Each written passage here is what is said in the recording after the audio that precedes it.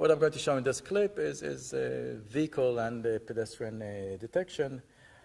You can see that every road user is identified by a three-dimension bounding box, where we know what is front, what is rear, and which side of the object it is, and at very high accuracy.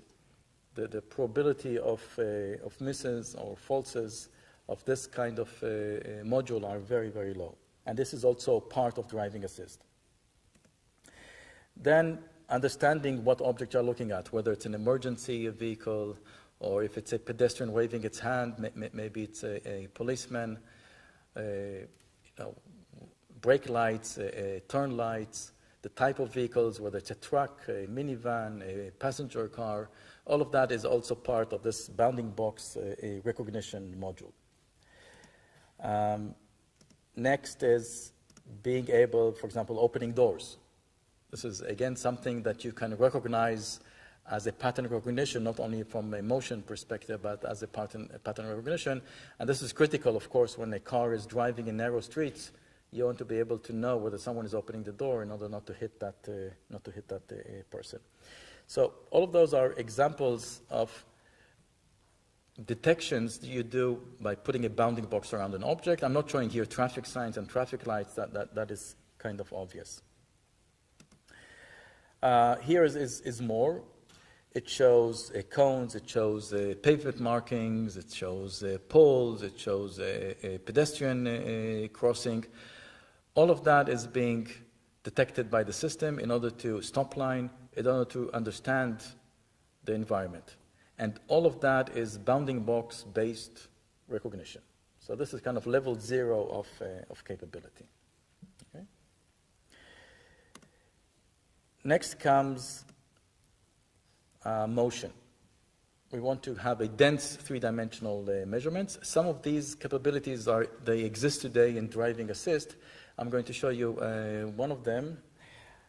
So when you look at this image, it's part of a clip, but just when you look at this image, it's almost impossible to notice that there is a bump on the road. But when I run this clip, you can clearly see that there's a bump, right? Now, today premium cars have this feature, it's called a road profile reconstruction or magic body, where if you know that there is a bump and you know the height of the bump, you can tune the shock absorbers of the car to pass through that bump in a much smoother way. It's very, very cool. But in order to do that, you need to know that there's a bump, and you need to measure the height of the bump. So this you can use using plane plus parallax. One of the first multiple view geometry algorithms back in the 90s. Right? So identify a homography in the scene, which identifies the plane, and then do a dense correspondence of all other points, and the residual of correspondence relative to the homography plane will give you the height of that point from the ground plane. And you can see here that we know that there's a bump here and a bump here, and this is the height of the bump, just from motion understanding. Okay? But now you can think of taking this plane plus parallax to another level, in which you're not looking at only a few centimeters height from the road, but now try to create a complete 3D depth map of the scene. So you'll have a height of every point from the plane, and then you can turn it into depth, just a geometric transformation, turn it into depth. And now the new era of deep learning allows you also to handle this together with moving objects. Because one of the limitations of structure for motion, whether it's plane plus parallax or stereo, plane plus parallax, it is the fact that you're assuming a stationary world, that all points are coming from the same world.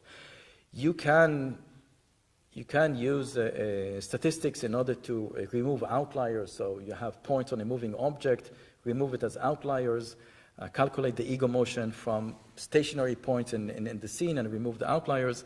But today with deep networks, you can do something better. You can train the network to understand both the moving objects and the stationary objects. For the stationary points, create a plane plus parallax, and from the moving points, create a perspective in which you can get depth. So you can think of a network, of a U-net that does an encoding, decoding, starts from images and produces a parallax map. And let me show you some examples. So the color coding here is depth. So blue is close to us, red is the horizon. And as we get closer to this stone, you can see that the depth, all the points of this stone are registered as a depth plane from us. So you can use this to detect general objects that you did not detect through your pattern recognition. Could be just a stone on the road, a hazard on the road, not something that you want to recognize what it is, like a car or a pedestrian. And of course, this works, as I said, with the era of deep networks. If you train it properly, that using training, your loss function includes also ground truth depth, the network learns how to do both the plane plus parallax, yet handle moving objects at the same time and create a complete 3D depth. One application is hazards. You can see here there's going to be a bird. You can see it flying away. The system can detect it as a hazard. Here there's going to be a cone on the road somewhere here being detected as a hazard. So this is using pixel level depth from a monocular camera. Here is taking this all the way to create a complete three-dimensional pixel-based kind of a visual laser rangefinder. So from monocular sequence, create a complete depth map, both of stationary and moving objects. Next, the third technology level has to do with pixel level recognition. So pixel level segmentation, and I'll show this in stages.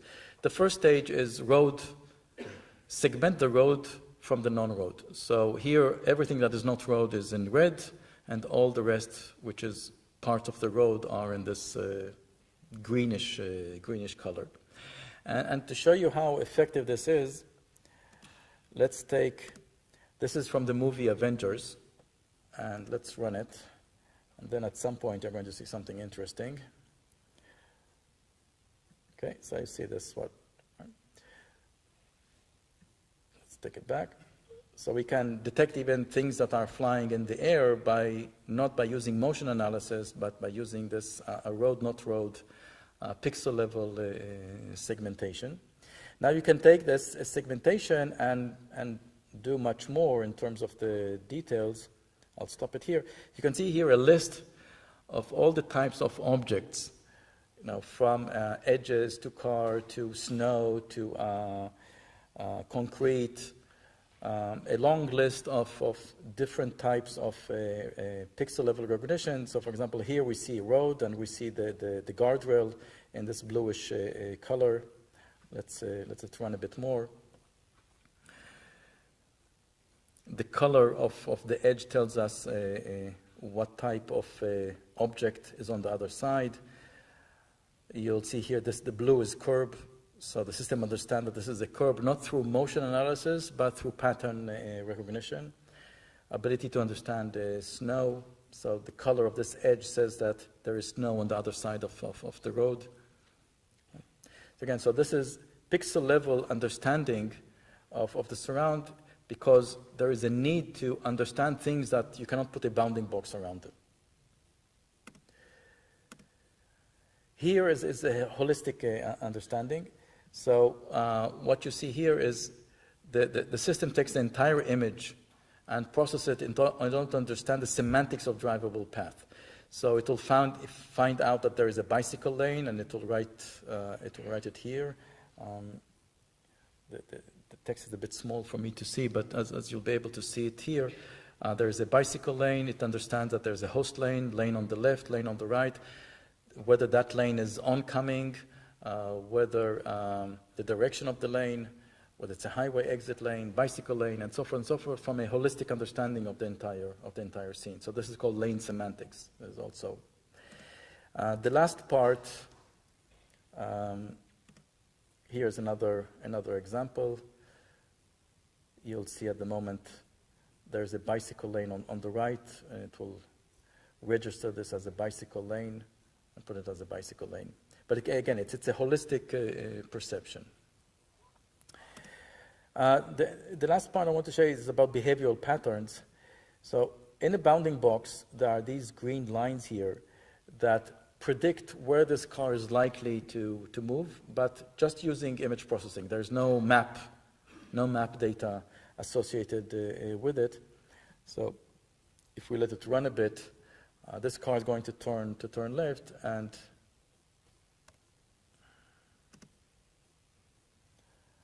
the moment it will turn left.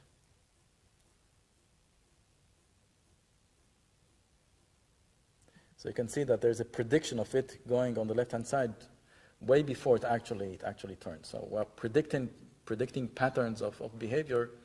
Again, it's a network that is trained by using the raw images and map through technology that I'll show later how we build those maps in order to be able to predict behavioral patterns of a vehicle.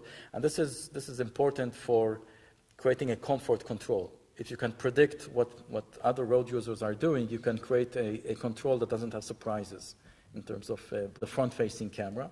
All the other cameras, you don't see them. And you're going to see here, it's 7 minutes long. I'm not going to show the entire 7 minutes. I'm going to focus on certain interesting areas. But it contains everything. It contains unprotected turns. It contains very aggressive driving by others. It contains, many pedestrians that are not obeying the rules and jumping into traffic. And the robotic agent needs to handle it all in a way that is agile and not blocking traffic. So let's start focusing on a number. So in this one here, let's look at it.